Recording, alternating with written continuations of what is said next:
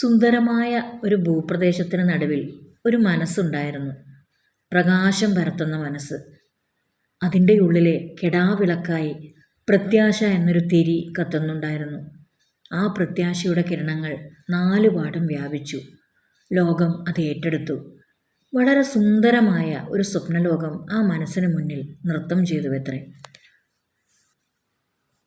ഒരു സുന്ദരമായൊരു സ്വപ്നലോകം നമ്മുടെ മനസ്സിൽ നമ്മൾ എന്നും കാത്തു സൂക്ഷിച്ചാൽ, അത് നമ്മുടെ മനസ്സിൽ സേവ് ചെയ്ത് വെച്ചാൽ, തീർച്ചയായിട്ടും നമുക്ക് ഉണ്ടാകാൻ പോകുന്നതും അതേപോലുള്ളൊരു റിയാലിറ്റി ലൈഫ് തന്നെയായിരിക്കും. എന്നും സങ്കടത്തിൻ്റേതായിട്ടുള്ള ഒരു കണിക പോലും മനസ്സിൽ അവശേഷിപ്പിക്കാതെ ഇനിയുള്ള കാലം മുന്നോട്ട് നീങ്ങാൻ സാധിച്ചാൽ നമ്മളെല്ലാവരും ധന്യരായി എന്ന് തന്നെയാണ് പറയേണ്ടത്. എന്നും നമ്മൾ ഉദ്ദേശിക്കുന്ന ഒരു സ്വപ്നലോകം നമ്മുടെ മനസ്സിൽ സൂക്ഷിക്കാൻ സാധിക്കുക എന്നത് വളരെ വലിയൊരു അനുഗ്രഹമാണ്.